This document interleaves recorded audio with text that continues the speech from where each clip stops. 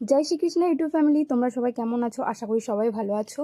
তো আমি আবারও একটা ক্যানভাসের উপর মা দুর্গার ফেস করছি, মানে পেন্টিং করছি। এর আগেও একটি করেছি, সেটা কোনো ডিটেলস আমি দিতে পারিনি, শর্ট শর্ট করেই ওটার ভিডিও দিয়েছি আমি। তো এখন আমি ভাবলাম যে কেন না আবার একটা মা দুর্গার ছবি এঁকে তোমাদেরকে সেটা ডিটেলসে আমি বলি আর করি। জানো তো, এটা যখন করছিলাম আমার কাছে অনেক বাধা আসে। আমি মা দুর্গার সাথে আমার আলাদা একটা কানেকশন, এটার অনেক বড় একটা হিস্ট্রি আছে। মা দুর্গার সাথে সত্যি আমার একটা খুবই একটা কানেকশন আছে, কি বলবো আর।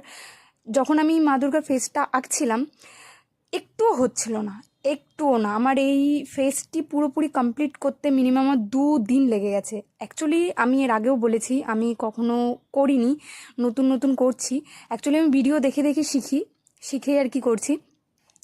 একটা মজার বিষয় কি জানো তো, ভিডিওটার মধ্যে দেখবে ছোটো ছোটো পিঁপড়ে হেঁটে বেড়াচ্ছে। অ্যাকচুয়ালি আমি মেজের ওপরে মাদুর বিছিয়ে তার উপরে ক্যানভাসটার আঁকছি আর কি। যাই হোক, তো কি বলছিলাম আমি, যে ওই ফেসটা, সত্যি আমি ফেসটা করার অনেক চেষ্টা করছিলাম, হচ্ছিলই না, আমার কান্না পেয়ে যাচ্ছিল। এর আগের বারে আমি একটা যখন করেছি, এর আগের বারটা যখন করেছি তখন কিন্তু এতটা বাধা আসেনি। মানে আমি একদিনে ফেসটি কমপ্লিট করে ফেলেছিলাম, একদিনে। কেন জানি না আমার এই ফেসটা তৈরিই হচ্ছিল না। আমি অনেক চেষ্টা করছিলাম, মানে এদিকে রং দিচ্ছি তো ওদিকে হচ্ছে না, ওদিকে রং দিচ্ছি তো ওদিকে হচ্ছে না। তাও এটার মধ্যে অনেক ভুল ভ্রান্তি আছে। যারা মানে পারফেক্ট আঁকতে পারে, পারফেক্ট করতে পারে, তারা বুঝতে পারবে যে আমার কতটা ভুল আছে এই পেন্টিংটার মধ্যে। যাই হোক, তো কি বলবো, চোখগুলো জানো তো, ঠিক একটা চোখ করছি তো আরেকটা চোখ বেঁকে যাচ্ছে। তো আমি অনেক কষ্ট করে, অনেক ধৈর্য ধরে আমি এই মা দুর্গার ফেসটা আমি কমপ্লিট করতে পেরেছি। লাস্টে তোমরা দেখতে পারবে।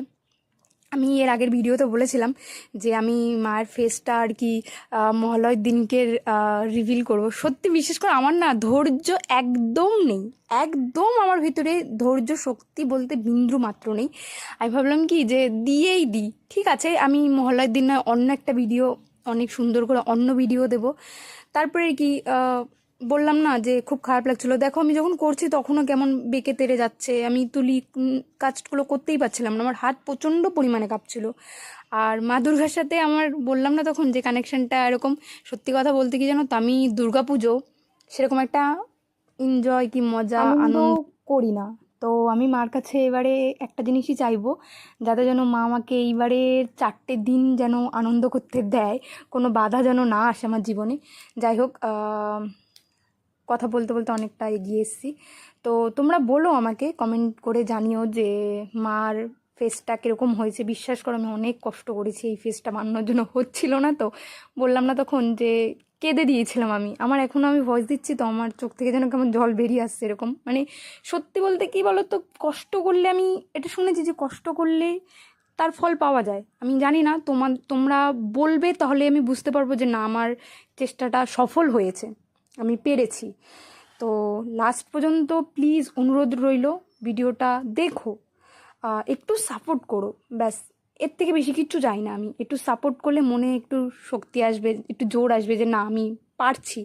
অ্যাকচুয়ালি শূন্য থেকে আস্তে আস্তে ওপরে ওঠাটা যে কতটা টাফ একমাত্র তারাই জানে, যারা করে এগিয়ে যাচ্ছে। আমি সবাইকে সাপোর্ট করতে চাই, প্লিজ আমাকেও তোমরা সাপোর্ট করো। আর লাস্ট পর্যন্ত দেখো কেমন লেগেছে মার ফেসটা, হয়েছে কিনা আমাকে কমেন্টে কিন্তু প্লিজ বলবে। আর যদি কমেন্টে বলো না, বিশ্বাস করো আমি মনে সত্যিই খুব খুশি হব যে না আমি পেরেছি, সফল হয়েছি। যে কি বলবার, ধন্যবাদ সবাইকে।